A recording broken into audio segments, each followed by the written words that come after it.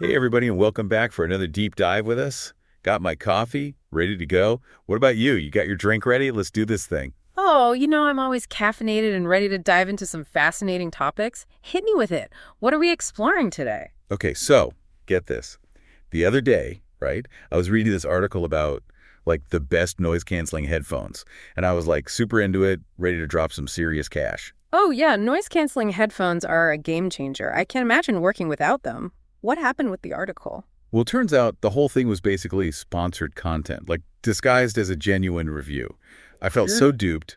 It really got me thinking about, how much can we actually trust what we read online these days? Oh, man, I feel you. It's like you can't even trust a headphone review these days. Makes you wonder about the bigger picture, right? What about news and information? How do we know what to believe? Exactly. And that's precisely what we're going to unpack today. We're doing a deep dive into trust in media, specifically looking at the U.S. and Taiwan. Oh, interesting. Two very different media landscapes, but both grappling with this whole trust issue, I bet. You betcha. We've got a whole stack of reports and articles here, some academic, some journalistic. But our mission today is to help you, the listener, understand just what's going on with media trust, why it matters so much, and how you can navigate this crazy information world out there. Love it. Sounds like a timely and essential deep dive. Couldn't agree more. So let's kick things off in the U.S. I came across this report from the Reuters Institute, and let me tell you, it's got some pretty eye-opening stats. Oh, lay it on me. What kind of stats are we talking about? Okay, brace yourself, because this one's a doozy.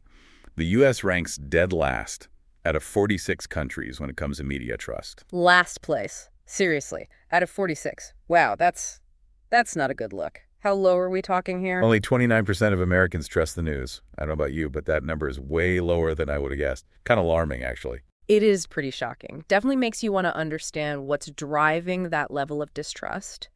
Is it specific events, particular outlets, or something deeper, Right. And that's where this report from the Knight Foundation comes in.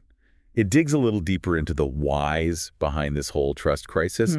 And get this, it found that while Americans still value the idea of a free press, that whole cornerstone of democracy thing. Yeah, the First Amendment, freedom of the press, all that jazz, essential stuff. Totally. But here's the thing. They're becoming increasingly pessimistic about how that ideal is playing out in reality. Yeah. They believe in the principle, but not the practice, if that makes sense. It totally does. It's like they're seeing the gap between what a free press should be and what it actually is in practice, and that gap is causing this distrust. Exactly. They see bias everywhere, which makes them question the motives behind the news they're consuming. And this part really stood out to me in the Knight Foundation report. It says most Americans believe news outlets are actively fueling the partisan divide, not just failing to be objective. Oh, wow. So it's not just passive bias, but a belief that the media is intentionally making things worse, actively contributing to the polarization we see in society. That's what the report suggests. Kind of scary, right? Yeah.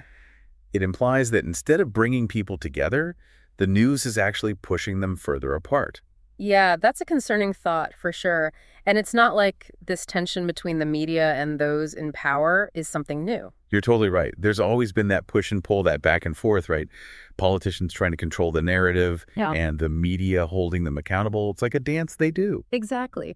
But I was reading this piece from the Columbia Journalism Review, and they make the point that the level of distrust and polarization just feels different now, amplified somehow. So it's not just the usual back and forth anymore. Right. It's like it's gone beyond that normal tension to something more intense and potentially more damaging.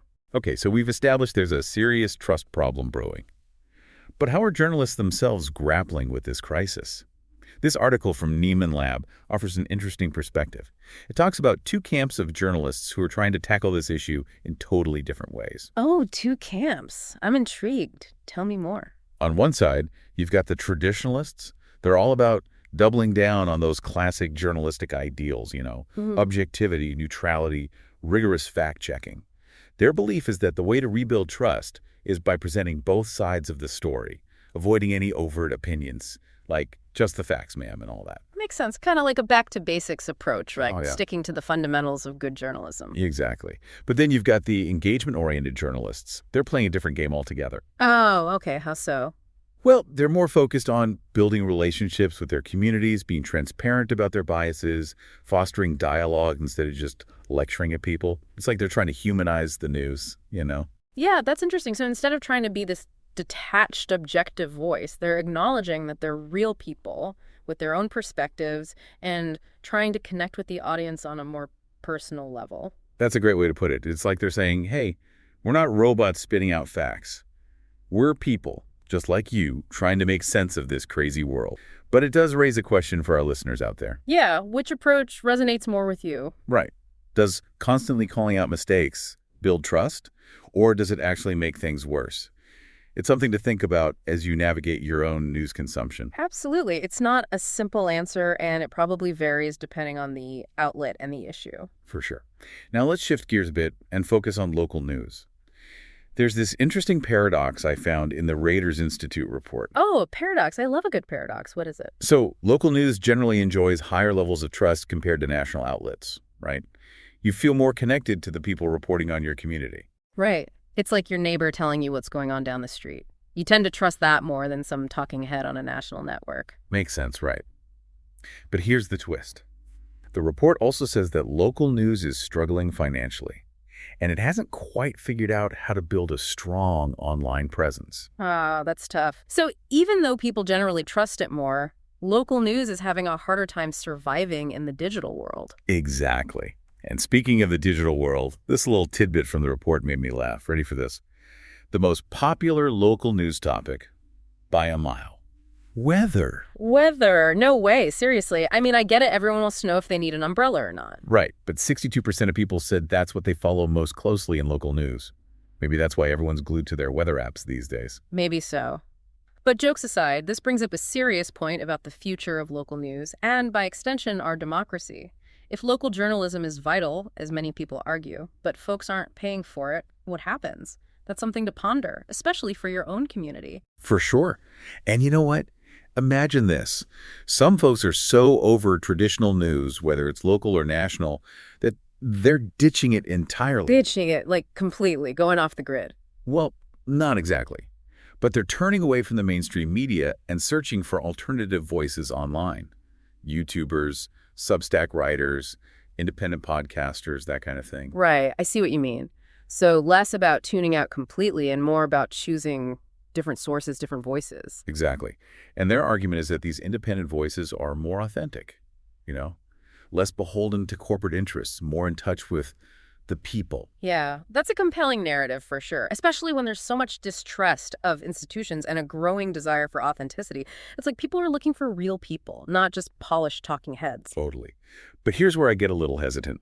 I love the idea of independent voices challenging the status quo, but these alternative sources can be just as biased, if not more so, than traditional media. Right. Just because someone claims to be independent doesn't mean they're automatically objective or accurate. They might have even stronger ideological leanings or hidden agendas. And with all the algorithms and echo chambers online these days, it's easy to get trapped in a bubble where you're only seeing information that confirms what you already believe. It's like those targeted ads that seem to know exactly what you're thinking. It's true. And that's the danger of relying solely on sources that align with your worldview. You miss out on the opportunity to challenge your own assumptions and engage with different perspectives.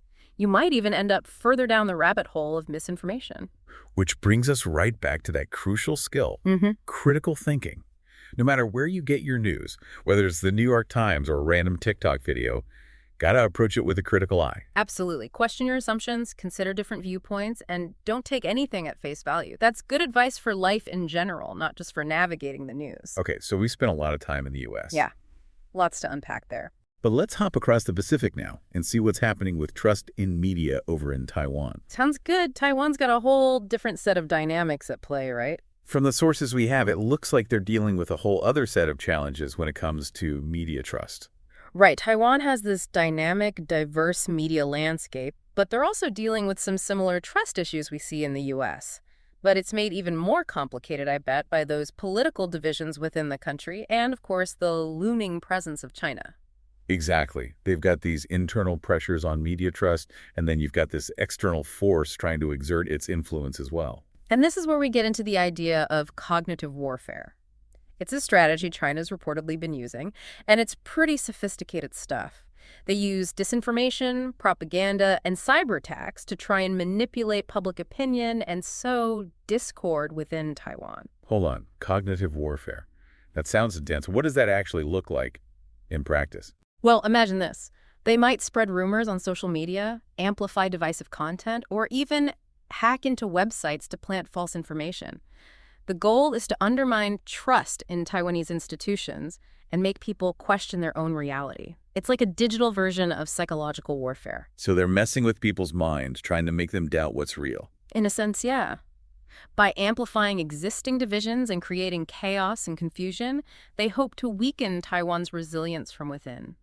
It's a subtle but potentially powerful tactic. It's a good thing Taiwan has a free and independent media to push back against that kind of manipulation, right? Absolutely. But it's an ongoing battle. Taiwan's media is diverse, vibrant, but it's not without its own issues. You've got outlets across the political spectrum, each with their own biases and allegiances, which can make it hard for people to figure out what's true. It's a complex landscape. So it's not as simple as good guys versus bad guys when it comes to the media in Taiwan. No, not at all. It's way more nuanced than that. There are internal debates about journalistic ethics, the role of the media in a democratic society, and the influence of money and politics. Sounds familiar, right? It does sound a lot like what we talk about in the U.S., just with different players and a different geopolitical context. Exactly. The point is, media trust is a complicated beast.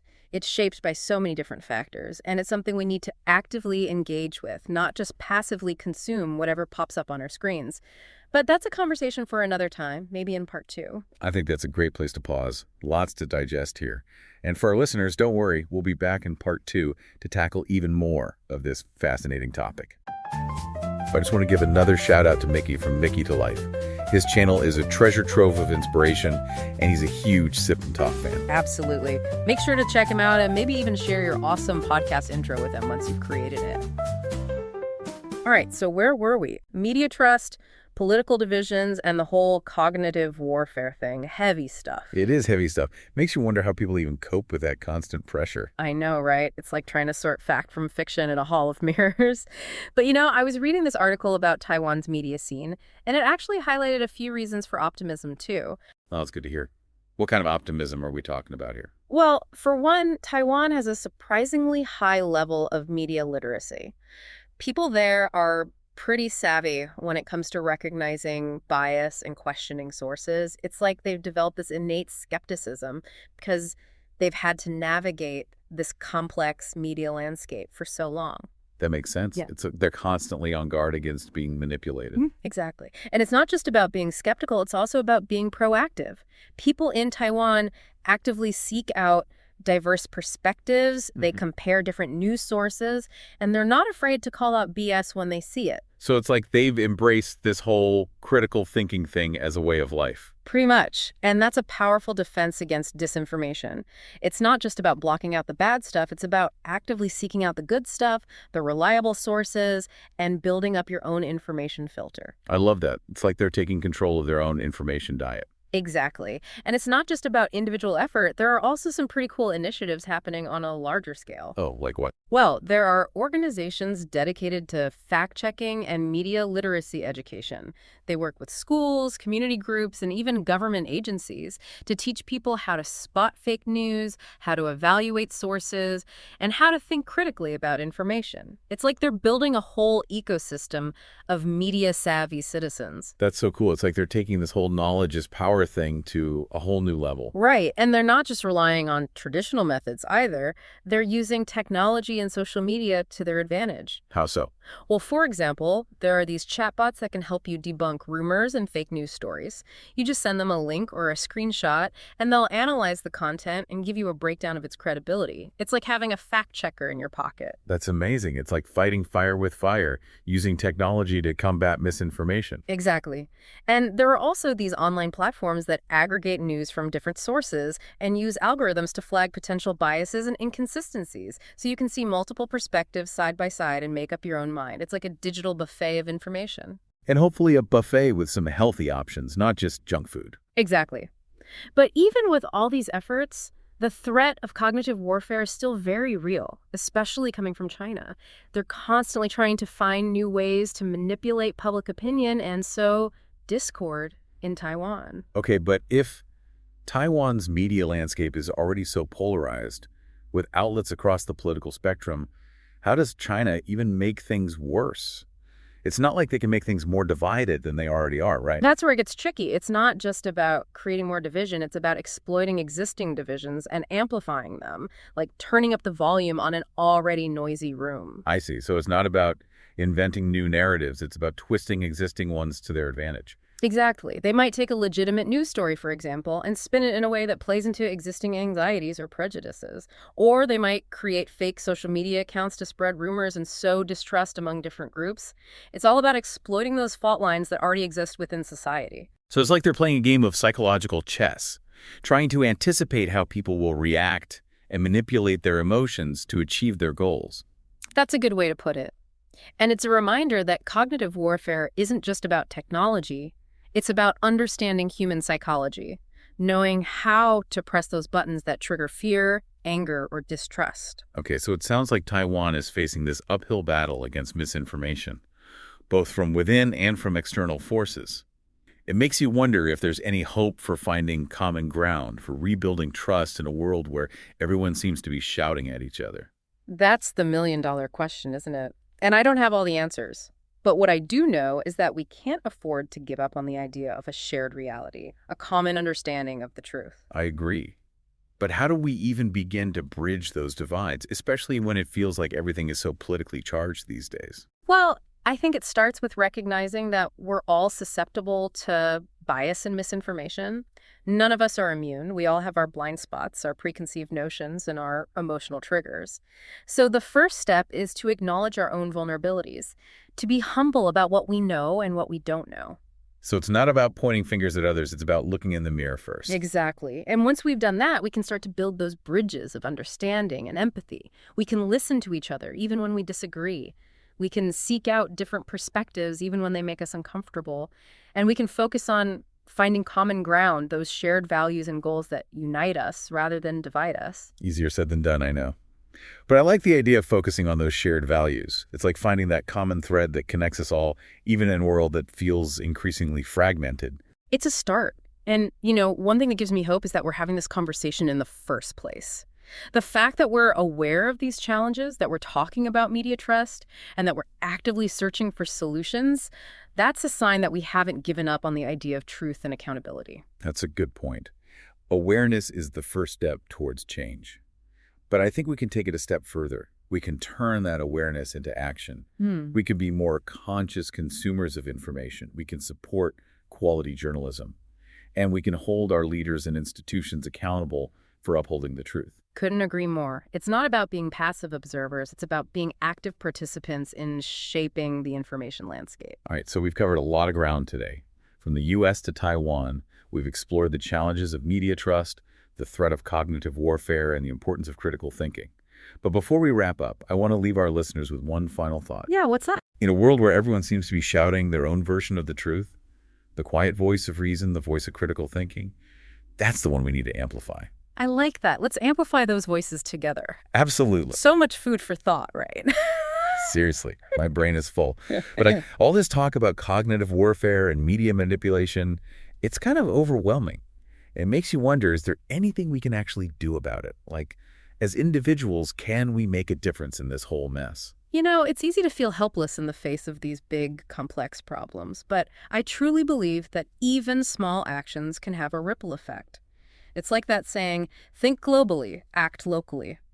We might not be able to single-handedly solve the problem of media distrust or stop cognitive warfare, but we can start by making changes in our own lives and our own communities. Okay, so what kind of changes are we talking about here? Give me something concrete I can actually do.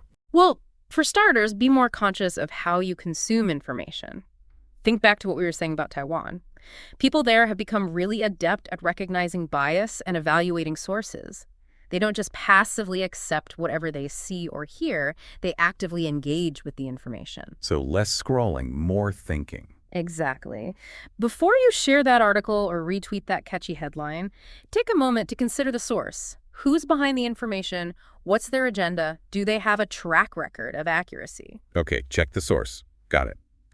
But sometimes even reputable news outlets get things wrong or lean into their own biases, right? It's not like there's this perfect objective source out there. You're right, no source is infallible. That's why it's important to diversify your media diet.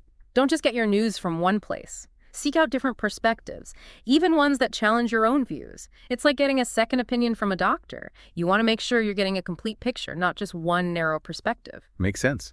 But what about social media? It's like a minefield of misinformation out there. How do you even begin to navigate that chaos? Social media is tough, I'll admit. It can be a great tool for connecting with people and staying informed, but it's also where misinformation spreads like wildfire. And those algorithms, they're designed to keep you hooked, to show you more of what you already like, which can create these echo chambers where you're only exposed to one side of the story. Yeah, it's like those targeted ads that seem to know exactly what you're thinking. Creepy, to be honest. Totally. So the key is to be extra vigilant on social media. Don't believe everything you see. Treat everything with a healthy dose of skepticism. Okay, so be skeptical, check sources, diversify our media diet. That's a good starting point. But is there anything else we can do to fight back against this tide of misinformation? I mean, it feels like such a massive problem. It is massive, but we're not powerless. Remember, the media landscape is constantly evolving. New platforms emerge, new voices rise to the top, and the way we consume information is constantly changing. And that means there's always an opportunity for us to shape that landscape, to push for more transparency, accountability, and ethical journalism. So it's not just about being critical consumers, it's also about being active citizens. Exactly. Support news organizations that you trust, that are doing good work. Hold them accountable when they make mistakes. Engage in thoughtful discussions online and offline. Educate yourself about media literacy and share what you learn with others. It's like we're all responsible for tending to this garden of information, making sure it's healthy and thriving. I love that analogy. And remember, it's an ongoing process. There's no quick fix, no magic bullet. But with each step we take, each conversation we have, each choice we make, we're contributing to a more informed, more engaged, and hopefully more trustworthy information ecosystem. Wow, that's actually pretty inspiring. So we might not be able to control the entire information landscape, but we can control our own little corner of it, right? Absolutely. And the more of us who do that, the more those little corners will start to connect and create something bigger, something better. Well, on that note, I think it's time to wrap up this deep dive. My brain is officially full, but before we go, I just want to say thank you to you, our awesome listeners, for joining us on this journey. Yes, thank you for listening and for being part of this conversation. It's been a pleasure diving into this complex topic with you. We hope you learned something new, or at least had your brain tickled a little bit. And remember, stay curious, stay critical, and keep those questions coming. And until next time, happy navigating the information superhighway out there. We'll catch you on the next deep dive.